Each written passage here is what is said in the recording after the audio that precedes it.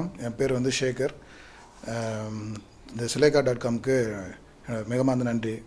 இந்த ஆல்பத்தை வந்து எங்களுக்கு பண்ணி போதுன்னு சொன்னோடனே எங்களுக்கு வந்து எடிட் பண்ணுறதுக்கு தயார் பண்ணி வந்துட்டாங்க எனக்காக.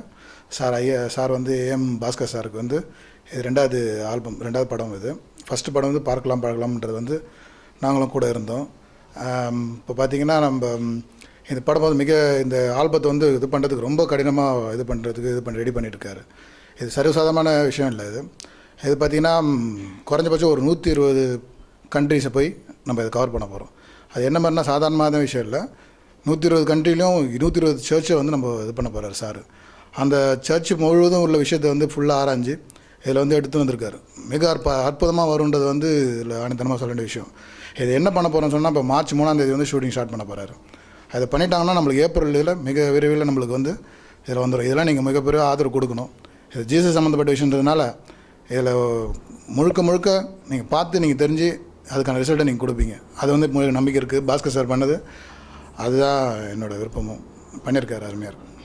இதில் என்னோடய பங்கு என்னென்னா, நான் சிவசங்கர் சாரோட அசிஸ்டண்ட்டாக இருக்கேன். இப்போது இதில் வந்து பண்ணும்போது அவருக்காக இப்போ நம்ம இது பண்ணி கூட அசிஸ்டண்ட்டாக பண்ண போகிறோம் நாங்கள் அசிஸ்டண்ட்டில். இதில் மிகப்பெரிய விஷயம் ஒன்று சொல்ல வேண்டிய விஷயம் என்னென்னா, இது முழுக்க வந்து லைவாகவே இருக்கும். ஏன்னா நம்ம பெரிய அக்யூமெண்ட்ஸ் எடுத்து போய் வச்சுட்டு லைட்டிங்கு அந்த மாதிரி செட்டிங்ஸ்லாம் கிடையாது.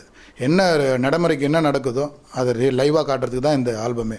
இந்த ஆல்பத்தில் வந்து வரும்போது அவ்வளோ அற்புதமாக இருக்கும். நீங்கள் பார்த்து நீங்கள் ரிசல்ட்டு நீங்களே சொல்லுவீங்க. இதை வாய்ப்பு கொடுத்த சுலேகா.comக்கு மிக நன்றி. இதை விட இன்னொரு விஷயம் என்னென்னா, இந்தமாரி இடத்துக்குலாம் போகும்போது பெரிய எக்யூப்மெண்ட்ஸோ கேமராஸ் இதெல்லாம் எடுத்து போக முடியாது.